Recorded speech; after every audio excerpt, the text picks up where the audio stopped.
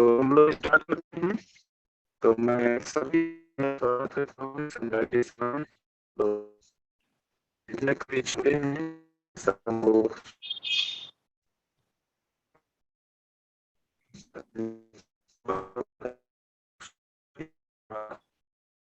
सब चला और हम लोग बोला है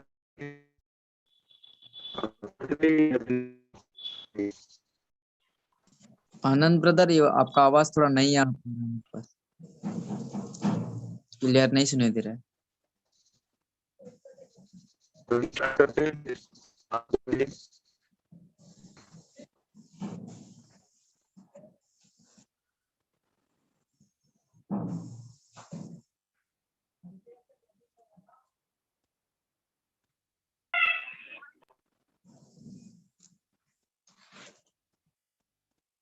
चलिए हम लोग सभा को शुरू करते हैं। मैं अनुरोध करता हूँ हमारे अनिशा बहन को, आइए और हमारे आज के प्रोग्राम को आगे कीजिए। आगे अनिशा सिस्टर आइए, वेलकम है, आपका स्वागत है।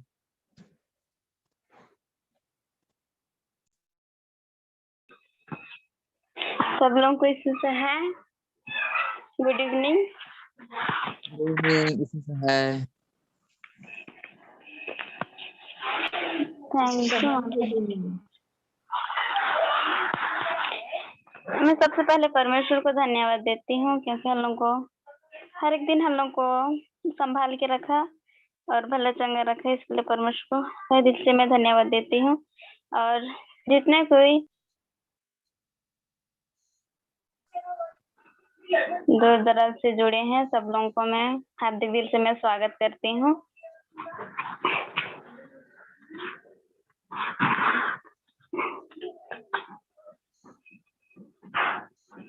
और अभी हम लोग जाएंगे प्रार्थना में। पहली प्रार्थना में हम लोग के बीच में सर आनंद मीन्स है, आइए दुआ कीजिए।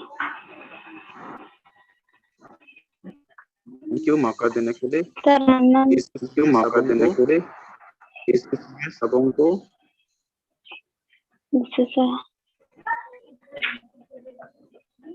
चलिए हम लोग प्रार्थना करेंगे। आइए हम लोग सिर झुकाएंगे। महान प्रेमी पिता, आपका धन्यवाद करते हैं सुंदर समय के लिए। जितने कोई जो मीटिंग में एकत्रित हैं प्रभु, हर एक के साथ हो, हर एक के जीवन में तो अगुवाई कर कि हम लोग तेरे जागृति की ओर हम लोग आगे जीवन व्यतीत कर सकेंगे। नेटवर्क प्रॉब्लम ना हो प्रभु, कि हम अच्छी बातों को, तेरे अच्छे गीतों को हम लोग सुन सकेंगे और तेरे महिमा के लिए हम लोग से आगे बढ़ सकेंगे। परमेश्वर पिता, जो नहीं जुड़े हैं उन लोगों के संग साथ तो भी हो और उन लोगों को भी तो अगुवाई कर कि उन लोग समय के अनुसार जुड़ने पाए और तेरे असीम प्रेम की बातों को सीख सकेंगे और जीवन में उन लोग आगे बढ़ सकेंगे। हाँ प्रभु, हम सब गुनहगार हैं, प्रत्येक के गुनाह को क्षमा कर। इस छोटी सी प्रार्थना को सुन और दया से ग्रहण कर। आमीन।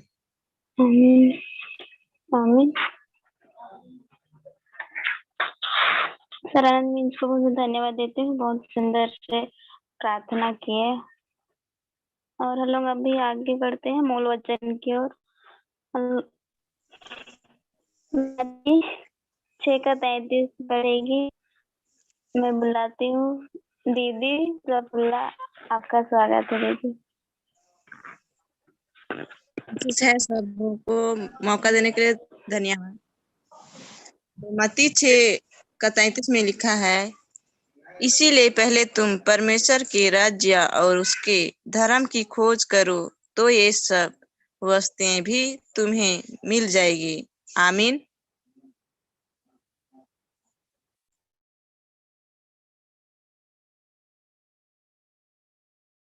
अनिशा बहन, आपका म्यूट हो गया है।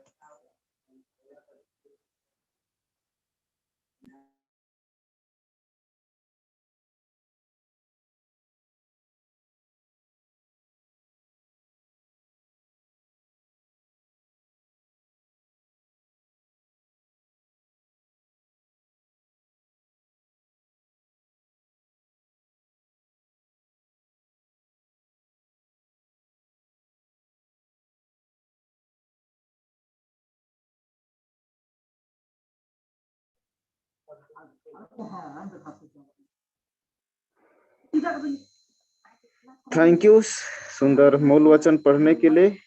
प्रफुल्ला दीदी को मैं धन्यवाद देता हूँ कि हम लोग के बीच बहुत सुंदर पढ़ी मूल वचन। Thank you.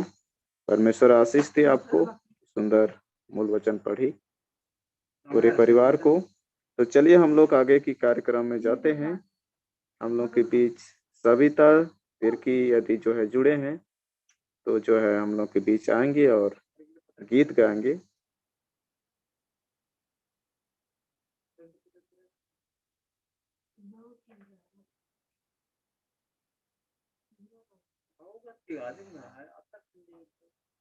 सविता तिर्की।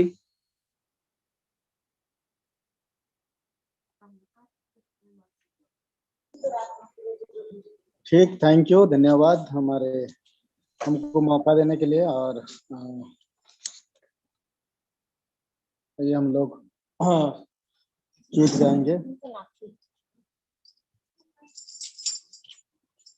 यीशु तोरे आत्मा के रोज रोज भेज, मसीह तोरे आत्मा के रोज रोज भेज। यीशु तोरे आत्मा के रोज रोज भेज, मसीह तोरे आत्मा के रोज रोज भेज।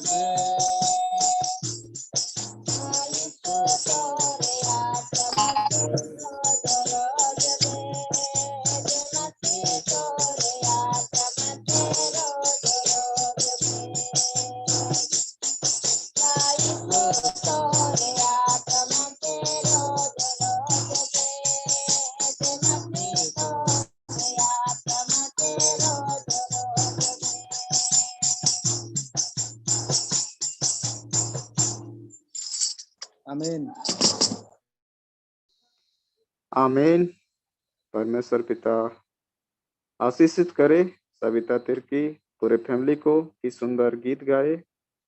यीशु तोर आत्मा के रोज रोज दे, बहुत सुंदर गाना गाए। परमेश्वर आशीष दे। तो चलिए हम लोग आगे की कार्यक्रम की ओर जाते हैं। हम लोग के बीच मीरा गुड़िया बहन आएगी और अपना कहानी पेश करेगी।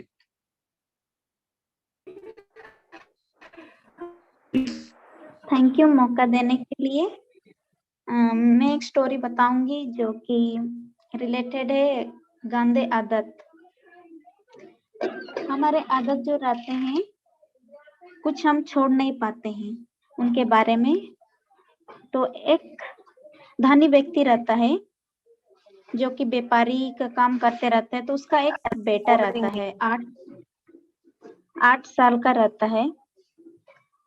तो उसका पापा उसको बहुत अच्छा करता था क्योंकि वो सब बात मानता था। लेकिन कुछ आदतें ऐसे थे उसके वजह से उसके पापा उसे नफरत भी करते थे। तो एक दिन वो सोचता है कि वो जाता है एक वाइस मैन के पास और उसे उसके बेटा के बारे में बताता है।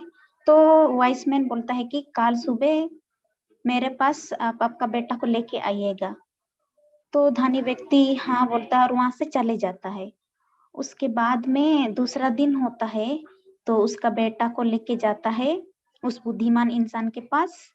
और उसके बाद वो बुद्धिमान इंसान वो बच्चा को बोलता है कि चलो मेरे साथ हम लोग मॉर्निंग वॉक करने जाएंगे बोलते हैं। और वो बुद्धिमान इंसान वो बच्चा को लेके गार्डन पे चले जाते हैं। उसके बाद उसको बोलते हैं कि बेटा तुम जाके उस छोटा सा पौधा को उखाड़ के मेरे लिए लेके आओ। तो बच्चा मान लेता है और जाता है और वो छोटा सा पौधा रहता है उसको उठा के लेके आता है और वाइस मास्टर को देता है। उसके बाद और थोड़ा बड़ा वाला पौधा उठा के लेके आओ बोलता है। तो वैसे ही कुछ भी वो मास्टर उसको बोलते हैं तो सब उसका मानता है। तो बड़ा वाला पेड़ रहता है तो उसको भी ऐसे ही बोलता है कि जाओ बेटा मेरे लिए वो बड़ा वाला पेड़ को लेके आओ। तो वो बच्चा जाता है और बहुत कोशिश करता है लेकिन वो सफल तो नहीं होता है। तो हार मान लेता है और आता है और बोलता है कि सॉरी मास्टर, मैं आप जो आज्ञा मुझे दिए मैं उसे उखाड़ने नहीं पाए। तो बोलता है कि मुझे माफ कर दीजिए बोल के वो मास्टर को बोलता है। तो मास्टर उसको समझाता है कि कुछ आदतें रहते हैं बुरे आदत। अगर बचपन से हम लोग का पेरेंट्स लोग अगर हमें समझाए कि ये गलत है तो हमें छोड़ देना चाहिए। जैसे कि ये पौधा छोटा में रहता है तो हम लोग उसको निकाल सकते हैं लेकिन जैसे ही बड़ा होते जाता है बड़ा सा पेड़ बन जाता है बूढ़ा हो जाता है तो हम लोग उससे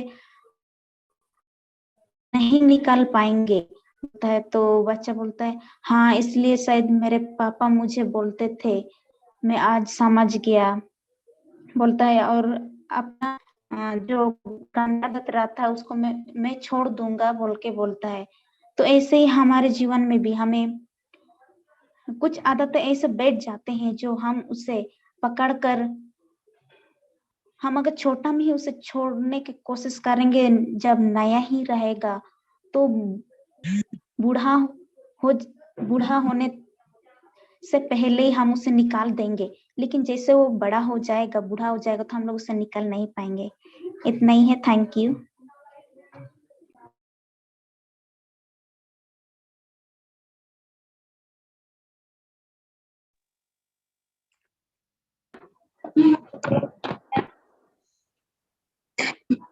सॉरी मैं माफी चाहती हूँ, मेरा थोड़ा कॉल आ गया था इसलिए मेरा भैया कॉल किया था तो कट हो गया था।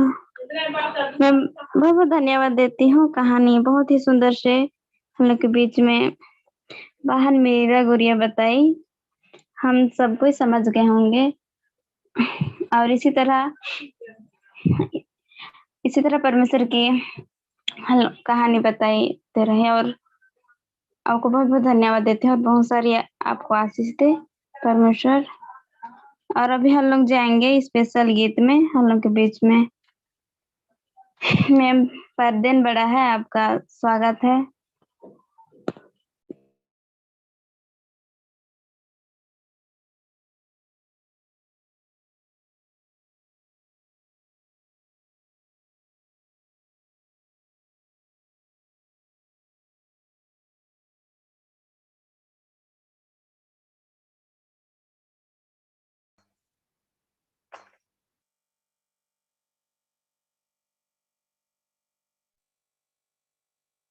हेलो, पारदन 12 हम लोग के बीच आएगी गीत के लिए। हेलो। जी, सुनाई दे रहा है।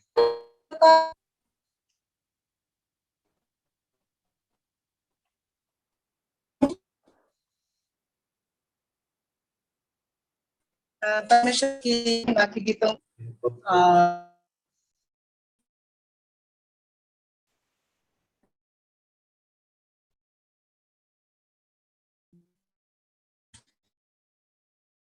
गाए जा रहे हैं, गाना आपको सब कोई समझ जाएंगे। में से है और आप सब हमको हम लोग आमंत्रित करते हैं कि हम लोग सब कोई मिलकर इस गीत को गाएंगे।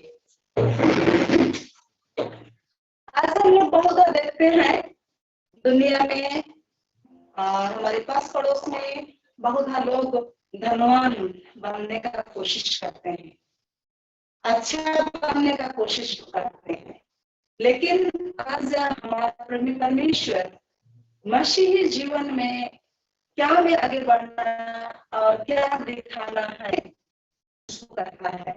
ये गीत का सारांश वही है। मसीही जीवन में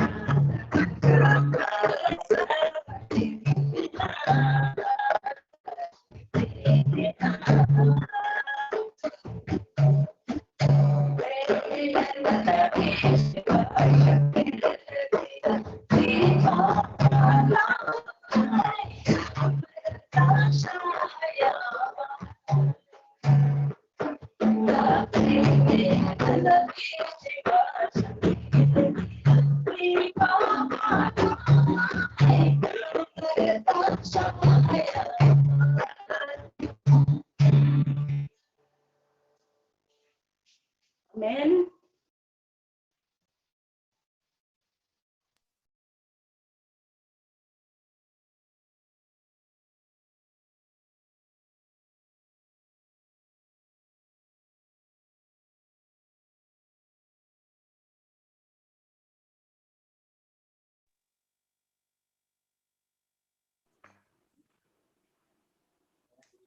ओके, अनिशा इस नहीं है कड़ी, तो मैं फरदीन मैम को मैं बहुत दिल से थैंक यू कहना चाहता हूँ। बहुत सुंदर गाने पेश किया हमारे बीच में।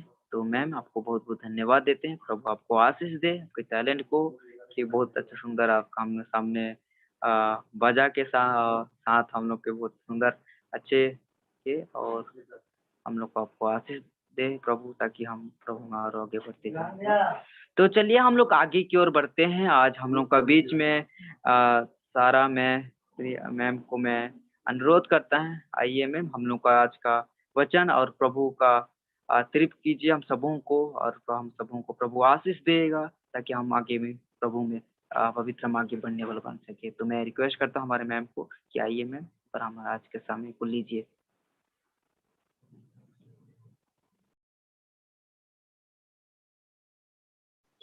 सबों को प्रभु में नमस्कार और यीशु सहाय। यीशु सहाय। और मुझे ये मौका देने के लिए बहुत बहुत धन्यवाद देती हूँ। और जो भी मैं कहूँगी सब प्रभु के वचन से होंगे और प्रभु की ही वाणी होगी। मेरा दिल से मेरे दिमाग से कुछ भी नहीं होना चाहिए। तो इसके लिए हम एक छोटी सी दुआ करते हैं, क्योंकि हम चाहेंगे कि परमेश्वर हमसे बात करे। हम एक दूसरे से नहीं बात करेंगे, परमेश्वर हमसे बात करे। तो छोटी सी दुआ करेंगे, अब सब लोग सुन सकते हैं। हे हमारे स्वर्गीय पिता, इस सुंदर समय को तेरे हाथ में सौंप देते हैं प्रभु। तू हमसे बातें कर और तू हमें सिखा, ताकि हम तेरी इच्छा के अनुसार चल सके और तेरे राज्य को पाने सके। हमारे सब अपराधों को क्षमा कर और सबों को आशीषित कर, जितने भी यहाँ इकट्ठे हुए हैं इस जूम के माध्यम से। जो भी कि हम अलग अलग जगह पे हैं, लेकिन एक मन होकर के हम तेरे वचन को सुनेंगे, इसलिए हमें आशीष कर।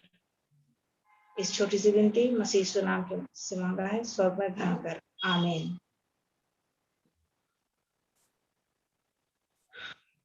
आज का शीर्षक मैंने चुना है प्रभु का राज्य।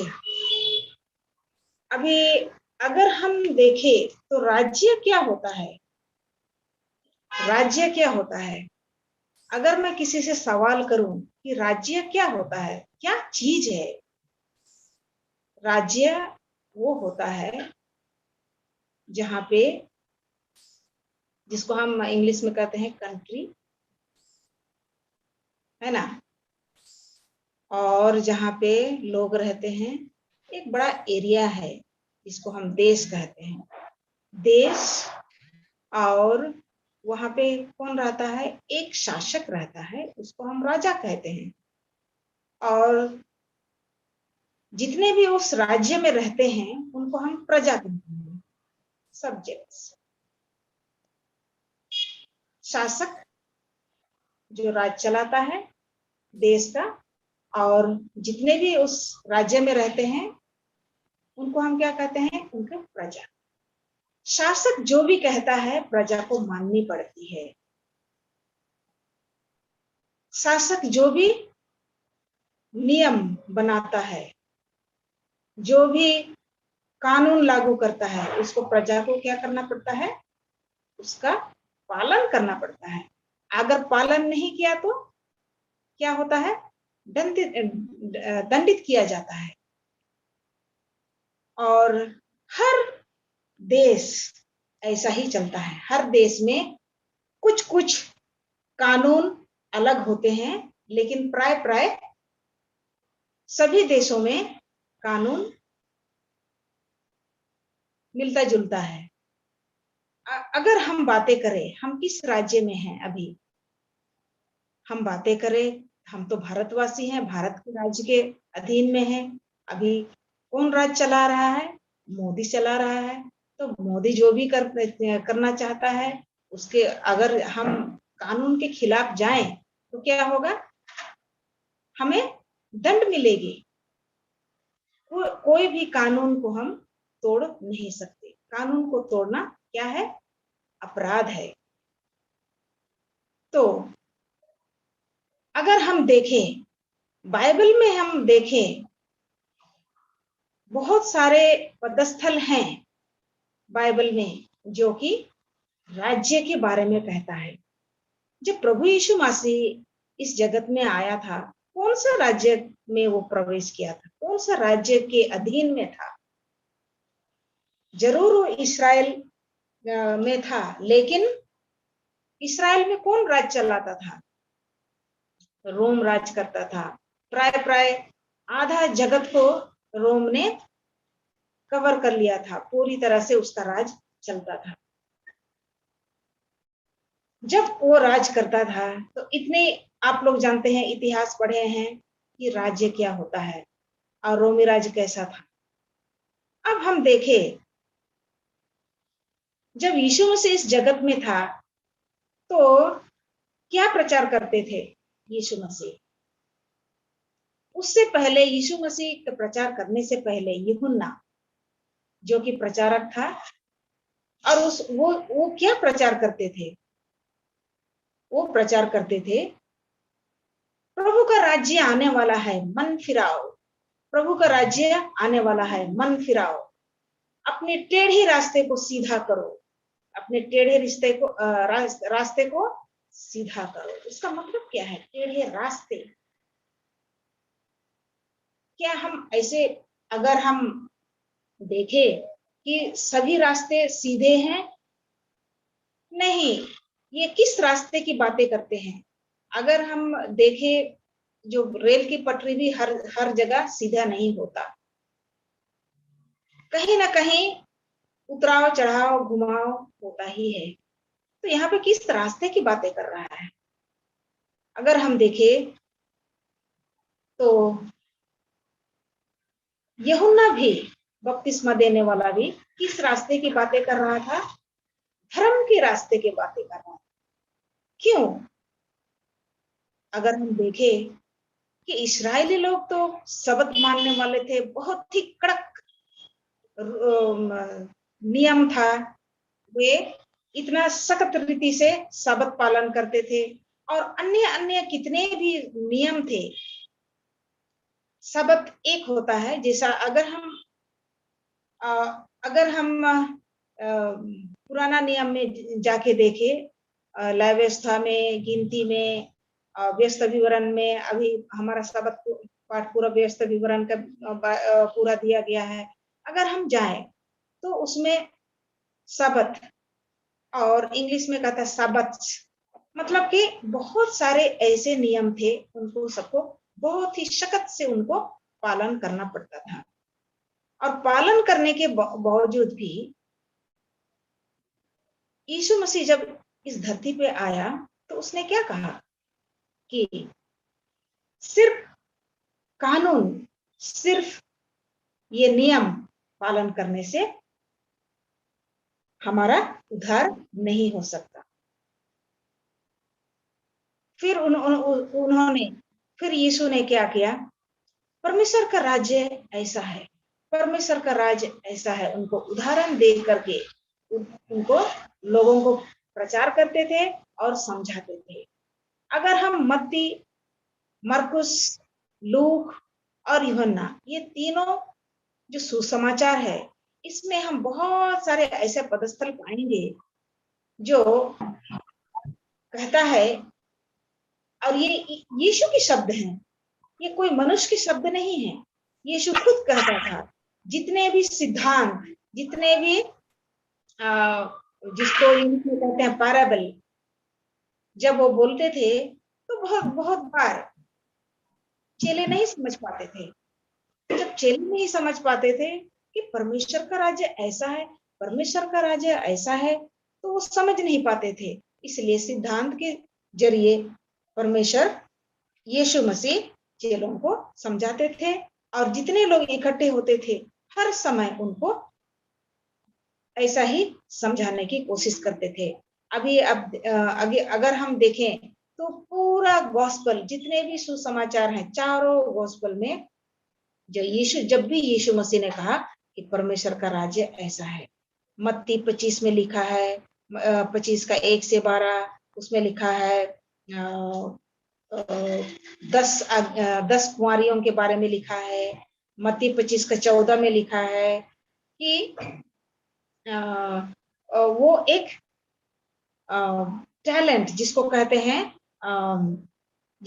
हैं हिंदी में अपना वरदान, तो ये इसके समान है। और मत्ती 25 के 12 में कहता है, क्या तुम जानते हो कि परमेश्वर का राज्य कैसा है? फिर मत्ती 26 में कहता है, मेरे पिता का राज्य, मेरे पिता का राज्य। अभी फिर चेले समझ नहीं पाए, मेरे पिता का राज्य, ये तो हम ये राज्य में जो है, हमने तो इतना समझा था कि ये राज्य रोम राज कर रहा है, और क्या होगा, उद्धारकर्ता आएगा और क्या करेगा, हमको ये रोमी राज्य से छुड़ाएगा, और क्या करेगा, इस धरती पे अपना राज्य करेगा। ये क्यों ऐसा कहते थे? अगर हम जाएं दानियल का 25 में, दानियल का 25 में क्या लिखा है, उसमें हम देखते हैं, हम पूरा पढ़ेंगे नहीं, उसमें 7:25, दानियल 7:25 में परमेश्वर का राज्य, दानियल को दर्शन दिया गया था कि परमेश्वर का राज्य आने वाला है, ये सारे राज्य खत्म हो जाएंगे एक के बाद एक, और क्या होगा, अंत में जब परमेश्वर ने नबूकदनेस्सर राजा को दर्शन दिया कि एक के बाद एक राज्य खत्म हो जाएगा, और क्या होगा, परमेश्वर का राज्य आएगा। परमेश्वर का राज्य कब तक होगा? ये सारे राज्य तो कुछ क्षण के लिए होगा, कुछ क्षण मतलब कुछ सालों के। हमारे लिए एक दिन भी बहुत बड़ा है, 10 साल बहुत बड़ा है, 2-3 साल बहुत बड़ा है, लेकिन परमेश्वर के लिए क्षण भर की होती है। जैसे दानियल में आप देखेंगे, 7 में देखेंगे, 12 में देखेंगे, और 5 से लेकर के दानियल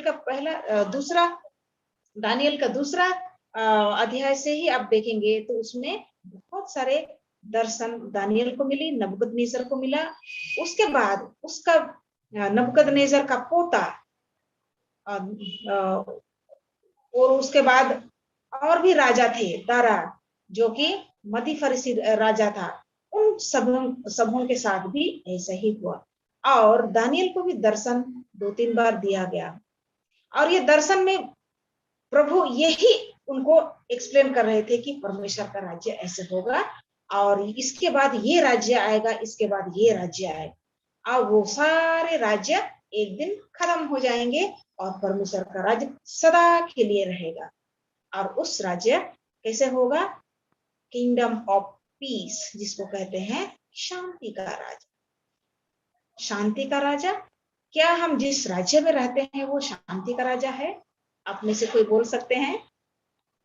अनम्यूट करके आप बोल सकते हैं कि हम जिस राज्य में रहते हैं क्या ये शांति का राजा है?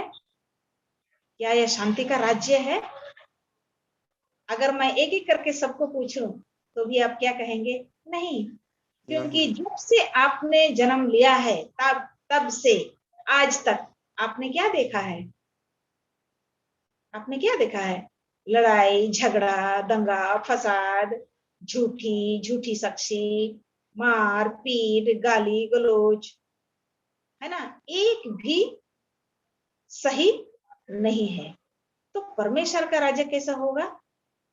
किंगडम ऑफ पीस, जिसको कहते हैं शांति का राजा। शांति का राजा कौन है? जब तक यीशु मसीह ये जगत में नहीं आएगा और राज नहीं करेगा तब तक क्या होगा? शांति हमें कभी नहीं मिलेगी। और शांति हमें तभी मिलेगी जब यीशु मसीह दोबारा आएगा और इस धरती पे राज्य करेगा। ये चीज को गहराई से समझना थोड़ा मुश्किल है। हम विश्वास करते हैं कि यीशु मसीह आएगा अपने दूतों के साथ और हमें ले जाएगा, लेकिन उससे पहले परमेश्वर क्या करेगा? अपना राज्य इस धरती पे लाएगा। इसलिए हमको, अगर हम पढ़े मत्ती 6 का 33 में, अभी जो बहन अभी हमको पढ़ के सुनाई, मत्ती 6 का 33 में क्या कहता है कि पहले तुम क्या करो? धर्म और राज्य की खोज करो। ठीक है, मैं पढ़ के सुनाती हूँ। मत्ती 6 का 33 में कहता है, इसलिए पहले तुम परमेश्वर के राज्य और उसके धर्म की खोज करो तो वे सब वस्तुएं भी तुम्हें मिल जाएंगी। अतः कल की चिंता ना करो, क्योंकि कल का दिन अपनी चिंता आप कर लेगा। आज के लिए आज ही का दुख बहुत है। तो यहाँ पे चेलों को यीशु मसीह ने कहा, ये किस संदर्भ में कहा? ये चिंता कर रहे थे, क्योंकि यहाँ पे कहता है कि कल की चिंता मत करो। ये चेले लोग चिंता कर रहे थे।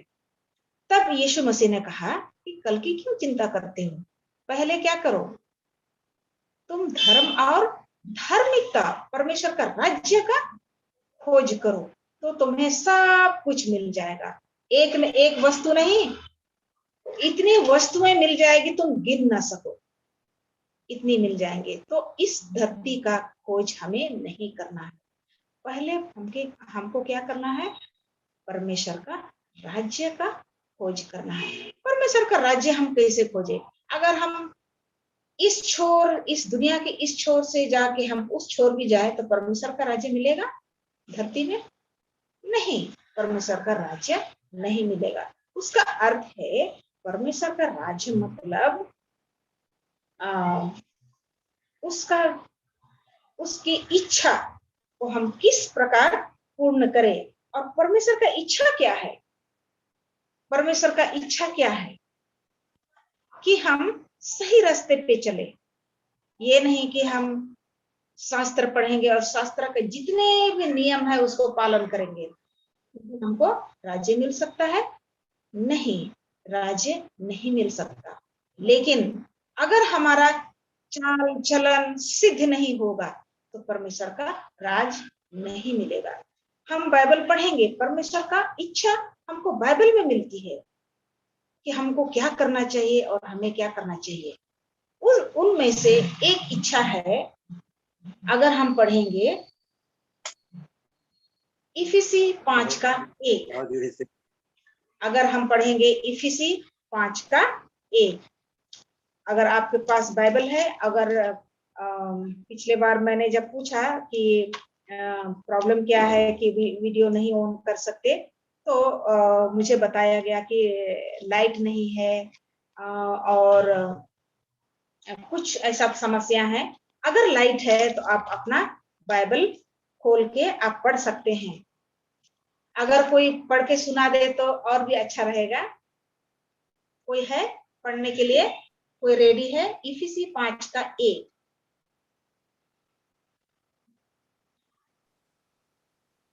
इफिसी 5 का 1। ये हाँ। इसलिए प्रिय बालकों के समान परमेश्वर का अनुकरण करो। कैसे अनुकरण करना है हमको? बालकों की तरह। किस तरह? थैंक यू सिस्टर, बहुत धन्यवाद। बालकों की तरह। बालकों मतलब बच्चे कैसे होते हैं? बहुत ही मासूम होते हैं। माँ बाप जो भी बोलते हैं उसको सुनने, कभी कभी नहीं सुनते लेकिन उनको सुनना पड़ता है। और इतना समझ में आ जाता है जब बच्चे थोड़ा बड़े हो जाते हैं, और प्राय 7 साल के नीचे, चलो आप चलिए आप समझ जाएं कि 10 साल के नीचे, बहुत कम ऐसे बच्चे होते हैं कि बिल्कुल नहीं सुनते हैं, लेकिन प्राय फिर भी सुनते हैं। बालकों की तरह मतलब जब भी माँ बाप बोलते हैं देखो इधर मत जाओ, उधर मत जाओ, ये गलत है, वो गलत है, ऐसा नहीं करना चाहिए, तो बच्चे क्या करते हैं? माँ बाप का सुनते हैं। और जब वो स्कूल में जाते हैं तो टीचर से उन्हें बहुत ही आकर्षित हो जाते हैं। वे बहुत आकर्षित हो जाते हैं और कहते हैं कि टीचर ने ऐसा कहा, मम्मी तुम गलत हो, टीचर ने ऐसा कहा, ऐसा ही होना चाहिए। जब टीचर अच्छी होती है तो वे टीचर का बड़ाई करते हैं घर में, नहीं मम्मी तुम ऐसा मत करो, टीचर सही है। तो गलत और सही की पहचान बच्चों में है नहीं। वो कैसा करते हैं? हम जैसा उसको अगुवाई करते हैं वो वैसा करते हैं। इसलिए यहाँ पे लिखा है कि तुम बालकों की तरह क्या करो? परमेश्वर का अनुकरण करो। उसके बाद आगे हम देखेंगे, अगर हम मत्ती 6 का 33 में वापिस हम देखें कि परमेश्वर का राज की खोज करो, तो किस तरह खोज करें? वापिस अगर हम देखेंगे इफिसी 4 का 26 से 32, इफिसी 4 का 26 से 32, इसमें क्या करता है? इसमें यहाँ पे क्या कहता है? 26 से हम पढ़ना शुरू करेंगे। अगर आपके पास बाइबल है तो आप खोलें और मेरे साथ पढ़ें। 26 में क्या कहता है? किस तरह हम अपने जीवन को बदले?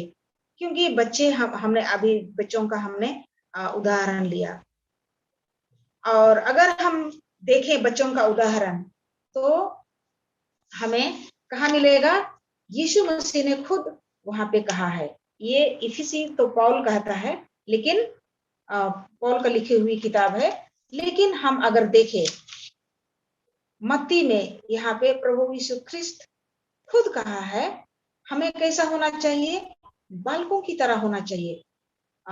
ये मिलता है हमें मत्ती 18:3। मत्ती 18:3। हम पहले मत्ती 18:3 को पढ़ेंगे, उसके बाद वापिस हम इफिसी 4 में हम आएंगे। मत्ती का 18 और 3, 18 का 3। यहाँ लिखा है, और यीशु ने हम दो से शुरू करेंगे। इस पर उसने एक बालक को पास बुलाकर उनके बीच में खड़ा किया और कहा, मैं तुमसे सच कहता हूं कि जब तक तुम ना फिरो और बालकों के समान ना बनो, तुम स्वर्ग के राज में प्रवेश नहीं कर पाओगे। यहाँ पे क्या कहता है? स्वर्ग के राज, जब तक हम बालकों की तरह, मतलब नम्र दिल, कहने का मतलब है नम्र दिल जब तक हमारा नहीं होगा, हम क्या होगा? हम परमेश्वर के राज्य में नहीं प्रवेश कर सकते। क्योंकि फिर हम वापस जाएंगे इफिसी 4:26 में। यहाँ पे क्या क्या लिखा है? हमने जब मत्ती में पढ़ा, मत्ती 18:3 में क्या पढ़ा कि बालकों की तरह होना, मतलब ये बच्चे कभी भी झगड़ते हैं लेकिन मन में कभी नहीं रखते, मन में वे कभी नहीं रखते कि चलो हमने झगड़ लिया मेरे दोस्तों के साथ, आज के साथ मैं बात नहीं करूंगी, ऐसे नहीं कहते। बच्चे झगड़ते हैं और क्या हो जाता है, वापिस कुछ क्षण के बाद अगर माँ बाप ने उनको कहा कि बड़ों ने कुछ कहा कि देखो बच्चों ये गलत है कि तो ऐसा मत करो, झगड़ा मत करो, तो क्या करते हैं बच्चे, वापिस भूल जाते हैं और मिलजुल के खेलते हैं। ऐसे मासूम दिल हमारा होना चाहिए और हमें आगे बढ़ना चाहिए। ये प्रैक्टिस करना बहुत ही नामुमकिन है बहुतों के साथ, क्योंकि हम पाप में जन्मे हैं और हमारा तन मन धन पाप में क्या ऐसे मजबूत हो गया है। और बड़े होने के बाद जैसे जैसे जैसे हम समझदार होने लगते हैं तो हम क्या सोचते हैं कि उसने ऐसा किया, हम कभी कभी हम ये भी सोचते हैं कि हम उससे बदला कैसे ले। तो ये बदले की भावना हम पे नहीं होना चाहिए। हमें क्या सोचना चाहिए, हमें कैसा जीवन बिताना चाहिए, हमें बच्चों की तरह होना चाहिए कि चलो उसने गलती किया, मैंने ये गलती किया, अपनी गलती हमेशा स्वीकारना चाहिए। तो हम और तब हम एक दूसरे को माफ करने के लिए हम तैयार हो सकते हैं, वरना हम एक दूसरे को माफ करने के लिए तैयार नहीं हो सकते। अगर हम माफ करने नहीं कर सकते तो क्या वो जो शांति वो हमें कभी मिलेगा नहीं। चलिए मैं यहाँ पढ़ती हूँ इफिसी 4:26। क्रोध तो करो पर पाप मत करो, सूर्य अस्त होने तक तुम्हारा क्रोध ना रहे। कभी कभी पति पत्नी में भी झगड़ा हो जाता है, लेकिन क्या कहता है प्रभु, ये पौलुस ने कहा है। और पौलुस ने क्यों लिखा है ऐसे, क्योंकि पौलुस ने पवित्र आत्मा के चलाए से उसने ये सब लिखा, अपने आप से नहीं लिखा, अपने मन से नहीं लिखा, उसको पवित्र आत्मा ने चलाया। 27 में कहता है और न शैतान को अवसर दो क्रोध करना। देख लिया अजीजों, भाई और बहनों, क्रोध करना क्या किसका काम है, शैतान का काम है। तो हम जब गुस्सा आता है, हम क्यों पापी मनुष्य हैं, लेकिन हमें कुछ क्षण के बाद ठंडे दिमाग से सोचना चाहिए कि मुझे गुस्सा तो आया, लेकिन क्रोध करना क्या है, पाप है। क्योंकि शैतान हमारे जीवन में और हमारे घर में परिवार में क्या करता है, अपना मौका ले लेता है। इसलिए शैतान को हमें क्या करना चाहिए, भगाने के लिए क्या करना चाहिए, हमें तरीका ढूंढना चाहिए कि अच्छा ये मामला ऐसा है तो ये मामले को कैसे सुलझाना चाहिए। क्रोध से कोई भी मामला सुलझता नहीं है, उल्टा बिगड़ता है।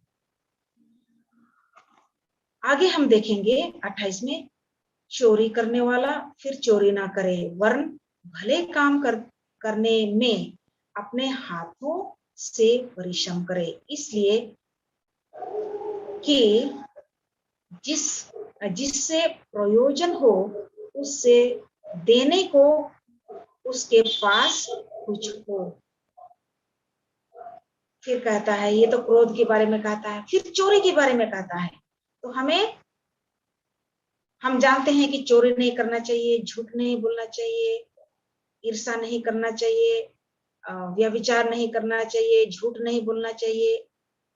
ये सब कहाँ पे मिलता है, निर्गमन 20 अध्याय में 1 से लेके 18 तक मिलता है, वो 10 आज्ञा में मिलता है। तो उसी बात को पौल भी कहता है कि ये सब क्या कहता है, उसको लिस्ट बनाओ, उन्होंने लिख करके उनको जमा करो। नंबर 2, और ये सब चीजें हमारे मन में, हमारे अंदर में, हमारे जीवन में जहां तक नहीं होना चाहिए, तब ही शैतान से हम लड़ सकते हैं।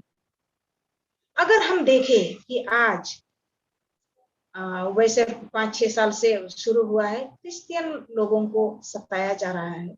बहुत सारे चर्चेस को वैसे पहले से ही, काफी पहले से ही चर्चेस को जलाया गया, उड़ीसा में भी जलाया गया, सूरत में जलाया गया और बहुत सारी जगहों में चर्चेस को जलाया, मारपीट हुआ, क्रिश्चियन लोगों को बहुत सताया गया। आज भी वही हो रहा है।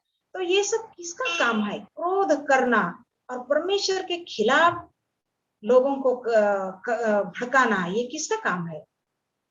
क्या आप बता सकते हैं? सब शैतान का काम है। तो प्रिय भाई बहनों, ये सब शैतान का काम है। इसलिए हमें एक दूसरे के लिए प्रार्थना करना चाहिए कि शैतान का काम खत्म हो जाए और परमेश्वर का राज्य आए। यीशु ने सही कहा था। मत्ती का अगर 6 और 9 पद में अगर हम देखेंगे, वहां यीशु मसीह ने प्रार्थना करने सिखाया। यीशु ने अपने चेलों को किस प्रकार का प्रार्थना किया, हम पूरा नहीं पढ़ेंगे। उसने क्या कहा? तुम जब भी प्रार्थना करो, सबसे पहले परमेश्वर को अपना पिता कहो। फिर यहाँ पे कहता है कि तेरे राज्य आए। वहां पे क्या कहता है? तेरा राज्य आए, जैसा कि स्वर्ग में है। स्वर्ग में किस प्रकार का राज्य है? शांति का राज्य है। वहां पे लड़ाई झगड़ा नहीं होते, दंगा फसाद नहीं होते, कोई झूठ नहीं बोलता, कोई किसी को ईर्ष्या नहीं करता, कोई किसी का बुराई नहीं करता। तो इस प्रकार का राज्य हमें क्या करना है? तो प्रभु यीशु मसीह ने जब चेलों को प्रार्थना करने को सिखाया, तब उसने एक लाइन उसने क्या कहा? तू जो स्वर्ग में है, तेरा नाम पवित्र माना जाए और तेरी इच्छा जैसी स्वर्ग में पूरी होती है, वैसे ही तेरी इच्छा पृथ्वी पर भी हो। हम प्रार्थना करते हैं और ये प्रभु का प्रार्थना हमेशा हम चर्च में करते हैं, मंडली में करते हैं, लेकिन सचमुच में हम प्रभु की इच्छा को हम पूर्ण कर रहे हैं? ये सवाल हम अपने आप को करें तो हमारा जीवन अभी इसी वक्त बदल जाए। परमेश्वर की इच्छा हम कैसे पूर्ण करें? अगर आगे हम देखते हैं इफिसी का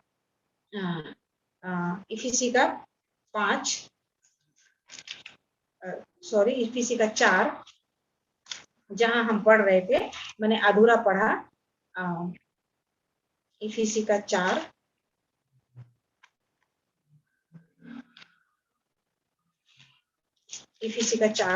और उसका आगे हम देखेंगे। उसका हमने 28 तक पढ़ा। 29 में देखे, कोई गंदी बात तुम्हारे मुंह से ना निकले, पर आवश्यकता के अनुसार वही निकले जो उन्नति के लिए उत्तम हो, ताकि उसमें सुनने वालों पर अनुग्रह हो।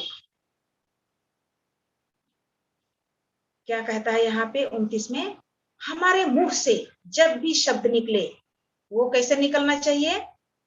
दूसरों के लिए आशीष की शब्द निकलना चाहिए, अनुग्रह की शब्द निकलना चाहिए। क्योंकि जब हम दूसरों को आशीष देते हैं, दूसरों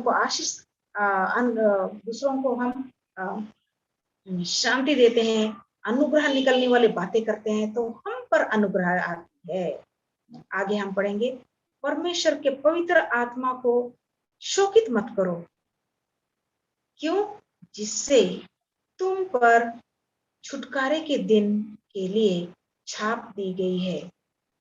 सब प्रकार की कड़वाहट और प्रकोप और क्रोध और कलह और निंदा सब बैर भाव समेत तुमसे दूर की जाए। आगे हम देखेंगे, एक दूसरे पर कृपालु और करुणामय हो, और जैसे परमेश्वर ने मसीह में तुम्हारे अपराध क्षमा किए, वैसे ही तुम भी एक दूसरे का अपराध क्षमा करो। कितना सुंदर वचन है। अगर हम इस चीज को अपनाएंगे, गहराई से हम देखेंगे कि आज हम प्रार्थना करेंगे कि हे प्रभु, हमें इन जो ये सब क्वालिटी, ये सब गुण हम पे मुझे डाल दीजिए, और हमें ऐसे प्रार्थना करना चाहिए कि ये सब गुण हम दूसरों पर प्रकट कर सके। जब ये सब गुण प्रभु यीशु को हम विनती करेंगे कि ये सब गुण हम पे डालो, हम पे डाल दीजिए, तो ये सब गुण परमेश्वर खुशी खुशी हम पे डाल सकते हैं। अगर ये सब गुण हमारे इसमें डालेंगे तो क्या होगा?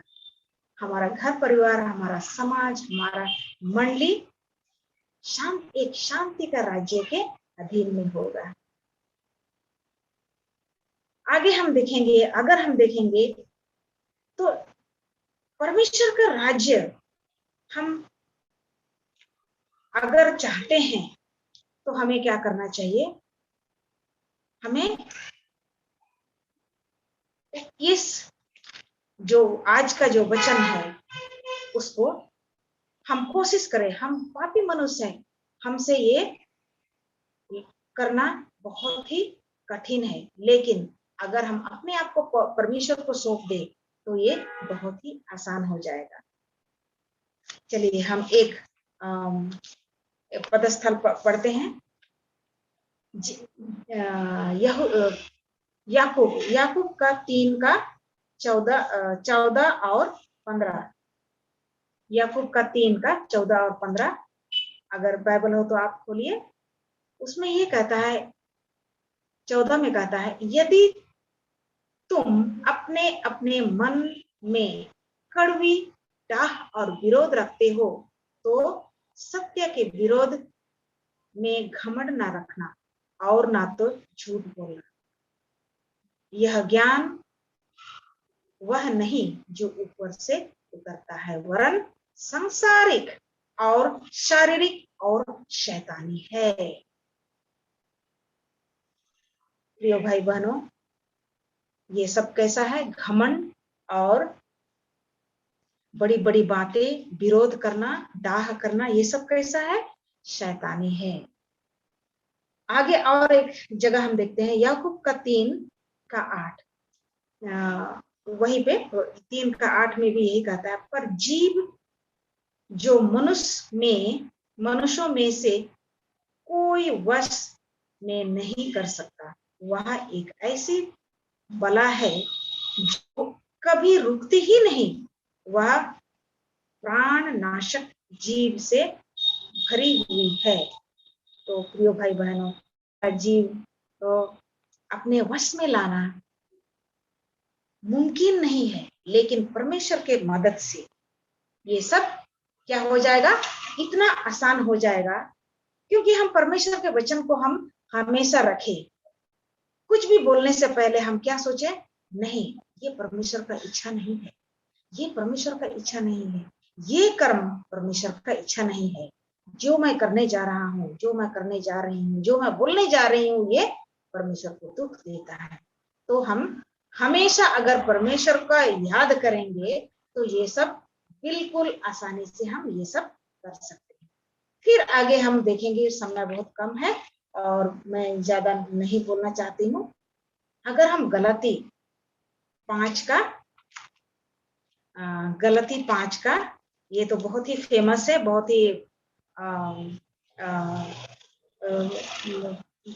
प्रख्यात है और सभी जानते हैं कि गलती 5 का 22 में क्या लिखा है, लेकिन हम उससे पहले हम नहीं पढ़ते। मैं इसलिए पहले से मैं पढ़ के सुनाती हूँ। गलती 5 का 22 में तो कहता है कि ये आत्मा का फल हम पर होना चाहिए, लेकिन उसके पहले अगर हम 19 से पढ़ना शुरू करें, शरीर के काम तो प्रकट है, अर्थात व्यभिचार, गंदे काम, लुचपन, मूर्ति पूजा, टोना, बैर, झगड़ा, ईर्ष्या, क्रोध, विरोध, लूट, विधर्म, डाह, मतवालापन, लीला क्रीड़ा और उनके जैसे और काम हैं।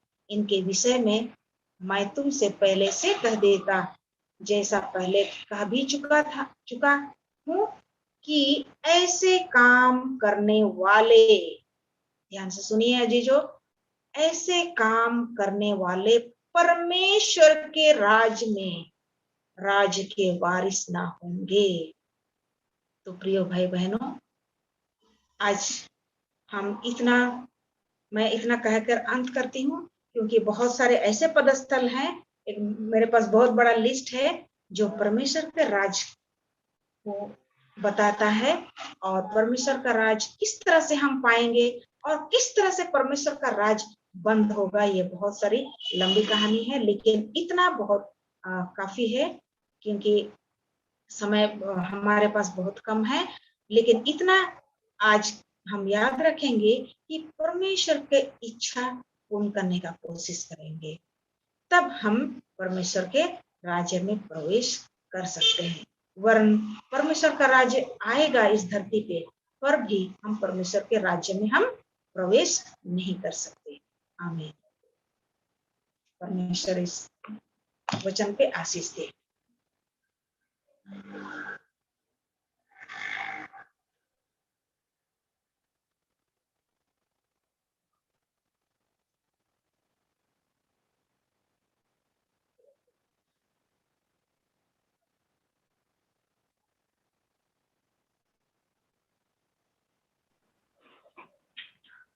थैंक यू मैम, बहुत सुंदर हमारे बीच में वो प्यारा सा आपने हम सबों को पेश किए। मैं दिल से मैं थैंक यू कहना चाहता हूँ आपको। आशीष दे प्रभु, ताकि हम हमारे बीच में अच्छे सुंदर वचन प्रभु अपने प्रभु को मन्ना आप हमारे सामने बांटे। प्रभु आपको आशीष दे। चलिए हम लोग को लास्ट अंतिम सॉन्ग हम लोग को दिलीप भाई को हम लोग को बुलाते हैं। आइए भाई और हमारे बीच में पेश कीजिए दिलीप। धन्यवाद सुंदर मौका देने के लिए। तो मैं एक हिंदी गाना गाता हूँ, तो मैं स्टार्ट करता हूँ। मेरे जिंदगी में आके मेरे जिंदगी बचा ली, मेरे जिंदगी में आके मेरे जिंदगी बचा ली, मेरे मसीहा तूने, मेरे मसीहा तूने मेरे जिंदगी में आके मेरे जिंदगी बचा ले। अब ना कोई खलिश है, ना कोई तमन्ना दिल में, हो अब ना कोई खलिश है, ना कोई तमन्ना दिल में, मेरे जिस्म जान में तू है, तू ही बसा है दिल में, मुझे सब दिया है तूने, मेरे जिंदगी थी खाली, मेरे जिंदगी में आके मेरे जिंदगी बचा ले, मेरे जिंदगी में आके मेरे जिंदगी बचा ले। दुनिया के इंतहा तक तेरा नाम है मुबारक,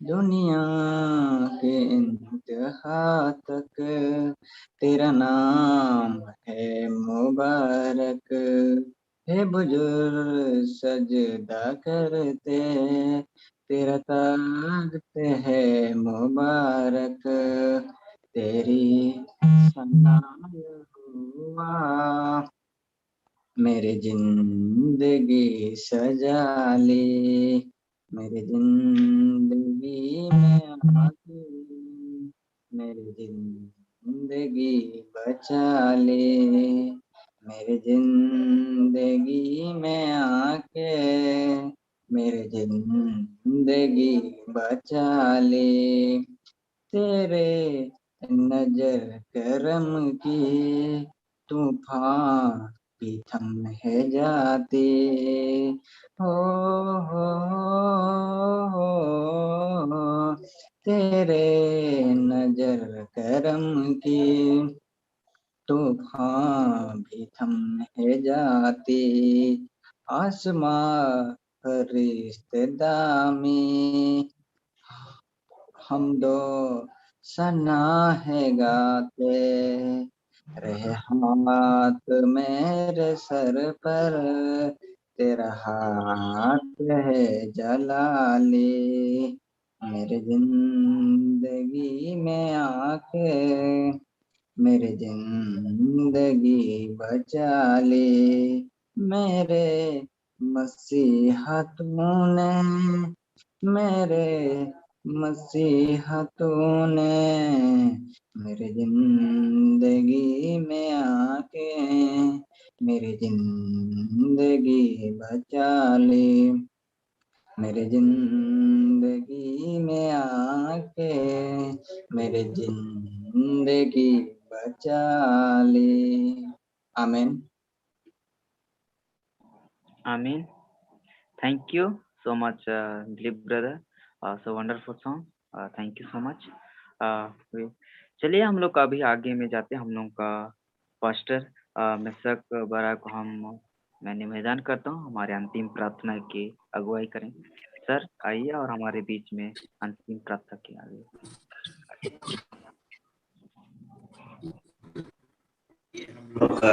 इस संध्या के समय में परमेश्वर के हाथ में समर्पित होते हुए प्रार्थना करेंगे। हे हमारे सशक्तिमान दल परमेश्वर पिता, इस फिर से हैं, तेरे में स्तुति करते हैं, तेरे आराधना करते हैं प्रभु, क्योंकि तू महिमा की परमेश्वर है। तेरे महिमा करते हुए तेरे समीप आते हैं।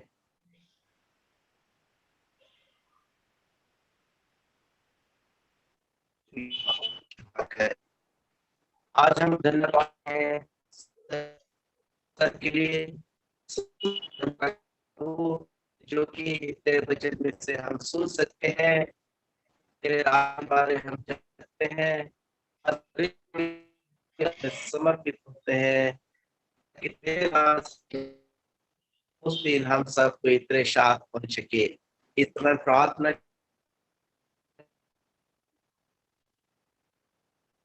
हर एक के संग साथ हो, हर एक को अगुवाई तेरे साथ आगे बढ़ सके।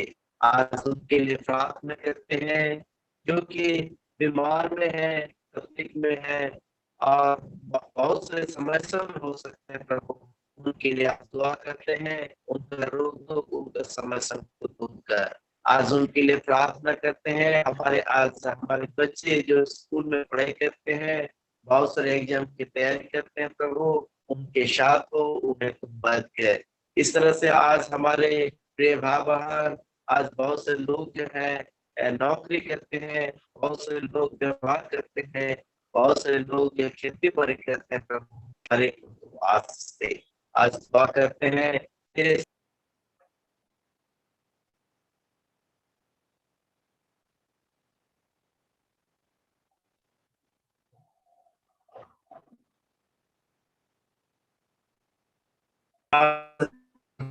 है मिल सके तेरे सच्चे हुए। जब तू स्वर्ग से आएगा प्रभु, उस दिन हम सब तेरे साथ मिल सके। आज का आशीष हम सब को दिया कर। बाकी जीवन को तेरे हाथ में समर्पित करते हुए इस विनती हमारा उद्धारकर्ता यीशु मसीह के नाम से मांगते हैं, सुनो सदा ग्रहण करते। आमीन। और हमारे की दया साथ आमीन। यीशु सहाय। आमीन। यीशु सहाय।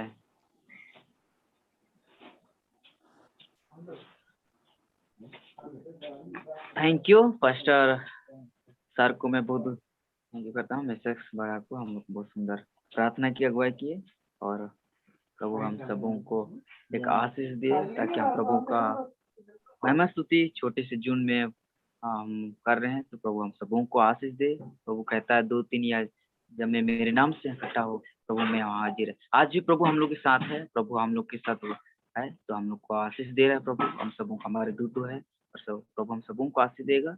और चलिए हम लोग को आगे को बढ़ते। मैं अनीसा एक लकड़ा को मैं बहन को मैं दिल से थैंक यू कहना चाहता हूँ। नेटवर्क की वजह से वो नहीं जुड़ पाई, संचालन है हमारे बीच में करनी थी, लेकिन थैंक यू अनिशा को भी। उसके बाद हम लोग करने के लिए हम लोग को opening prayer. Thank you Anand brother. Memory verse text हम लोग को रीड, हम लोग का यू सो मच दीदी हम लोग को बीच में उसके ओपनिंग सॉन्ग हम लोग को सविता तिर्की फैमिली लोगों को मैं हार्दिक दिल से थैंक यू करना, बहुत सुंदर गाने के लिए। और हमारे बीच में एक छोटा स्टोरी जो पेश किया, मीरा गुड़िया को मैं भी सिस्टर को मैं दिल से थैंक यू कहना चाहता हूँ, सुंदर कहानी बताने के लिए, ताकि हम अच्छी मोटिवेशन सुनकर स्टोरी को आगे हमारे जीवन को आगे बढ़ा सकते हैं। थैंक यू सिस्टर अच्छे कहानी के लिए। हमारे बीच में स्पेशल सॉन्ग बहुत अच्छा लगा, थोड़ा नेटवर्क की वजह से हम नहीं हो, लेकिन बहुत अच्छा कि प्रभु दोनों मैम सर को बहुत पर उसके परिवार को आशीष दे, ताकि प्रभु में हम लोग आगे बढ़े और हम सबों को एनर्जेटिक देते हैं गाने के लिए और बजाने के लिए, और खुश लगता है हम सबों को। तो मैं दिल से थैंक यू कहना चाहता हूँ। थैंक यू मैम आप लोग को अच्छे सुंदर गाने के लिए, प्रभु आप लोग को आशीष दे। स्पेशली हम लोग को सो वंडरफुल मैम आपने बहुत अच्छे हमारे बीच में प्रभु का मरना, जो प्रभु का रोटियां हम लोग को सामने बातें, बहुत सुंदर आज का विषय था। प्रभु आपको आशीष दे मैम, और थैंक यू सो मच बताने के लिए हम सबों को, ताकि प्रभु हम सबों को आशीष दे और हम सब प्रभु में आज दिन के समय में हम लोग प्रभु के आगे बढ़ने वाले हो सके और हम लोग को एक आशीष दे। और जैसे हम लोग बढ़ते रहेंगे प्रभु हम लोग का आशीष रहे और प्रभु में धार्मिकता में आगे बढ़ते रहें, ना कि हम लोग को आशीष मिले और प्रभु जब आए तब प्रभु के साथ बातों पर जाने बढ़ सके। तो thank you so much ma'am अच्छे सुंदर वचन के लिए हम सबों को पेश किए। Thank you so much. उसके बाद जाते हैं हम लोग को दिलीप ब्रदर, हम लोग को अंतिम गीतों के लिए सुंदर। Thank you so much brother अच्छे गाने के लिए, प्रभु आपको भी आशीष दे। और हम लोग को अंतिम प्रार्थना भी हम लोग का मेसक पास्टर जी ने हम लोग को बीच में सर को मैं बहुत दिलों से थैंक यू करना चाहता हूँ फिर से कि हम लोग को बीच में अच्छे प्रार्थना किया, हम गरीब लोगों के लिए और रोगियों के लिए और जितने कोई हमारे जूम में आए हैं सबों के लिए प्रार्थना करने के लिए। Thank you so much sir हम लोग को अच्छी के लिए, और प्रभु आपको सबों को आशीष दे। और मैं करना चाहता सबों को, और प्रभु हम सबों को आशीष दीजिए, ऐसे ही आइए और प्रभु में हम लोग आगे बढ़ते रहेंगे और हम सबों को प्रभु एक आशीष दीजिए। तो मैं अभी समय देते हैं आनंद मीज को कि आगे का प्रोग्राम का लीड करे। आनंद मीज। थैंक यू, बहुत सुंदर आज का कार्यक्रम हुआ हम लोग के बीच में। बहुत सुंदर सारा मैम आई थी और बहुत सुंदर आज मैसेज दी है। थैंक यू मैम कि हम लोग के बीच में एनर्जी जो है दिए हैं कि सचमुच में उसकी राज्य और धर्म की खोज करो तो ये सब वस्तुएं मिल जाएगी। वेलकम। तो सचमुच में आज हम लोग को सबसे पहले राज्य और धर्म की जो है खोज करना चाहिए, ना कि दुनिया में कैसे जीना है कैसे रहना है। ये चीज ना भी हो फिर भी हमें जो है पर प्रभु में हम लोग जो है एक सुंदर जीवन जी सकते हैं। कुछ भी ना हो हम लोग के पास फिर भी हम लोग अच्छा से रह सकते हैं, प्रभु की महिमा कर सकते हैं। थैंक यू मैम, बहुत सुंदर आपने मैसेज दिए हैं। तो इसके जरिए हम सबको आशीष मिला है सबों को। Thank you. तो जितने कोई पार्टिसिपेट किए थे मैं सबों को जो है फिर से धन्यवाद। आज गीत गाने के लिए, कहानी बताए, हम लोग के बीच में स्पेशल गीत गाए, हम लोग के बीच में पारदेन और मेसक बारा मिलकर गाए, कितना सुंदर जो है बाजा बजा रहे थे। तो उन लोगों को भी दिल से धन्यवाद कि बहुत सुंदर गीत गाए। और हम लोग के बीच दिलीप भाई भी बहुत सुंदर गीत गाया। तो सबों को जो है मैं स्वागत अभिनंदन। बहुत सुंदर आज का कार्यक्रम हुआ। थोड़े सा नेटवर्क प्रॉब्लम की वजह से आज कुछ लोग नहीं जुड़ पाए, तो परमेश्वर अगुवाई करे कि अगला प्रोग्राम हम लोग का होगा तो परमेश्वर अच्छा से करे कि नेटवर्क प्रॉब्लम ना हो और हर व्यक्ति आ पाए और सुन सके और प्रभु में जो आगे बढ़ सके। So thank you. तो चलिए हम लोग इस समय हम लोग का टाइम जो है आगे बढ़ रहा है, तो हम लोग कल का कार्यक्रम के लिए हम लोग कुछ आज ही डिसाइड करते हैं।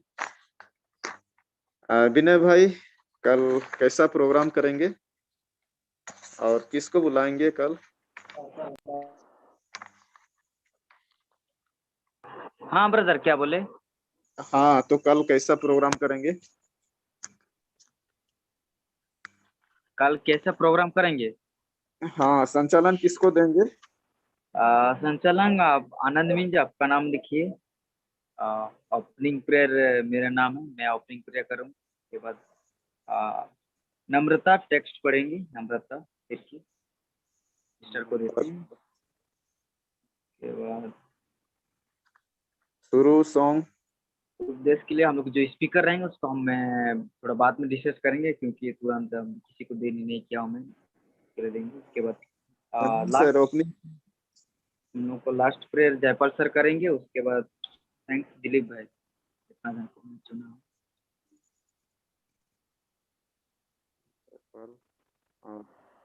दिलीप।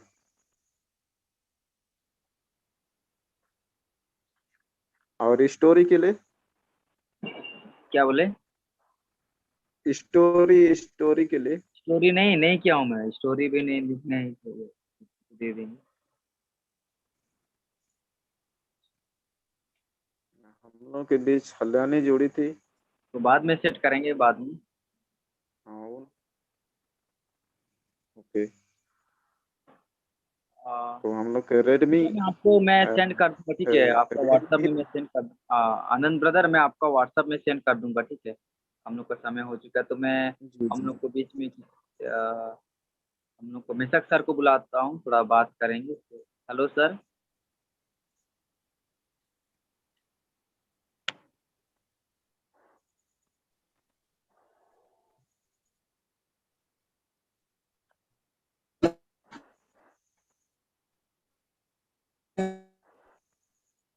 हेलो। हाँ बोलिए सर, आप थोड़ा आवाज क्लियर नहीं आ रही। नेटवर्क प्रॉब्लम की वजह से सर।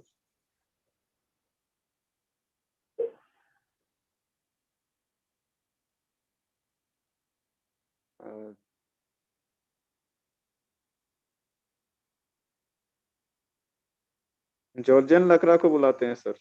Okay okay. आपका स्वागत है, आइए आप। हाँ सर बोलिए सर।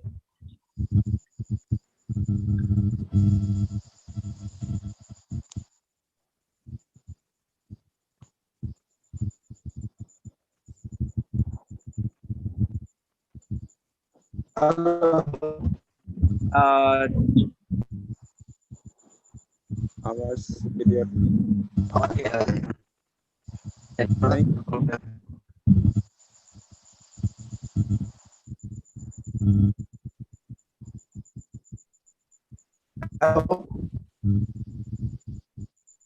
सर नहीं आता। जॉर्जियन लकड़ा, हेलो। जॉर्जियन लकड़ा हम लोग को जुड़े हैं तो कुछ। हाँ मैम। जी ब्रदर। हेलो, मेरा आवाज नहीं दे रहा है? हेलो जी सुनाई दे रहा है मैम।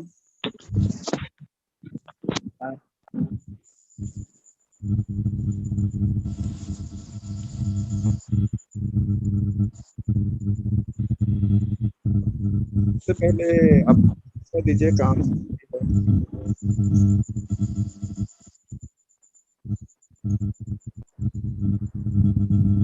मेरा आवाज आ रहा है?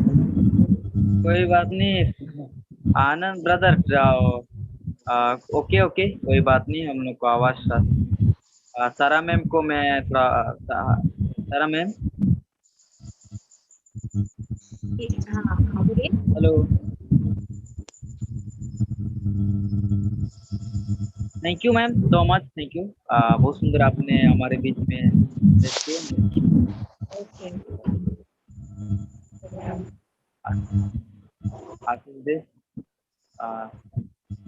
चलिए, हम लोग का टाइम ऑलरेडी हो चुका है, तो मैं जितने कोई आए हैं सबों को थैंक यू कहना चाहता हूँ। हम सबों को प्रभु आशीष दे, और ऐसे ही हम लोग को 7 o'clock में जुड़े और जल्द से जल्द जुड़े तो ताकि हम जल्दी से मिस कर पाए शॉर्ट टाइम में और हम कवर पाए। तो सबों को थैंक यू सो मच और सभी जुड़ने के लिए।